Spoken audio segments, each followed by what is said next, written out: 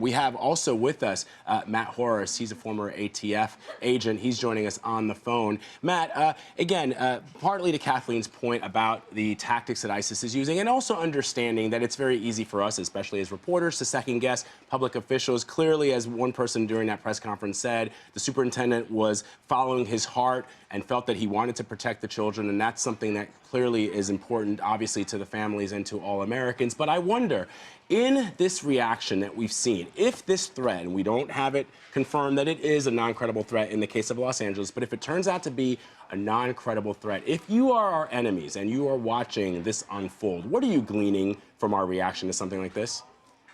Well, I think we have to always assume that our enemies are watching our reactions. But, everyone in this decision-making process, specifically the school officials, have made it very clear that they had no other interest in this but for the safety of the children, just like superintendents do in the Northeast when they cancel school because weather is treacherous or hazardous.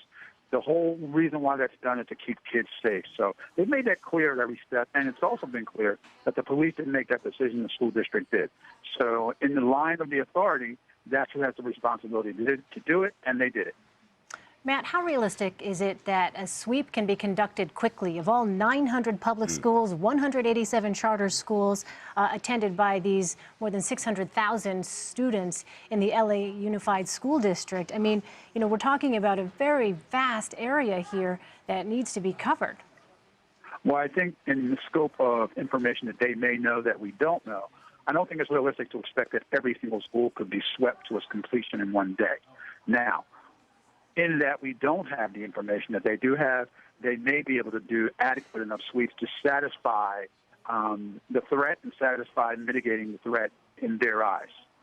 Is that taking dogs through and so on, or how does that Yes. even begin to work? By using explosive detecting canines, using all 300 officers assigned to the school district police department, collaborating with the other federal, state, and local departments, they could actually get it done.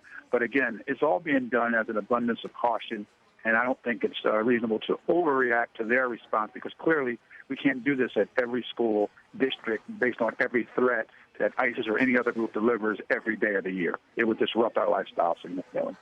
And Matt, we were talking earlier to a former FBI agent, and we were asking the distinction between credible and non-credible, how federal law enforcement and all law enforcement officials make that distinction. And he gave us a really interesting example. He said, well, if somebody calls in and says, there's a bomb in your school or in one of your schools, that's a non-specific threat. Whereas if somebody calls and says, I know, for example, Vladimir Putin leaves his office every day at 5 p.m. and he goes, to have coffee at this Starbucks on 57th Street, then that's a specific threat that federal officials and law enforcement officials would try to track down. So I guess the question is, when you hear that a school superintendent made a decision like this, and in the case of New York, they consulted with some federal law enforcement agencies, here in LA they didn't, I wonder, does that give you pause? Well, it doesn't. It doesn't only because, LA is a different environment. They approach things differently out there. And as we heard, the police chief did he did speak with Commissioner Bratton because they're getting threats all the time, and the public has no idea in reality how many threats are given on a given day from different organizations.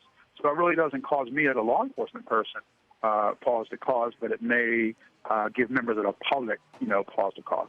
I just want to be clear, though, Matt, because if I heard the superintendent, Ramon Cortines, correctly, he said that it was after consulting with the Los Angeles School Police Department that he went ahead with the decision to close the entire school district, and that it was sort of after the fact, it seemed to me, that in fact the other agencies were brought in, but the initial decision was based on the consultation with the LA Schools Police Department. So what do you make of that? Because frankly, I don't think a lot of people, myself included, are familiar with the role of a school police department in trying to vet intelligence or trying to vet a threat like this, what their experiences, what their capabilities are in trying to determine, especially with this landscape that we're living in, the terror threat landscape, what constitutes a credible threat or not.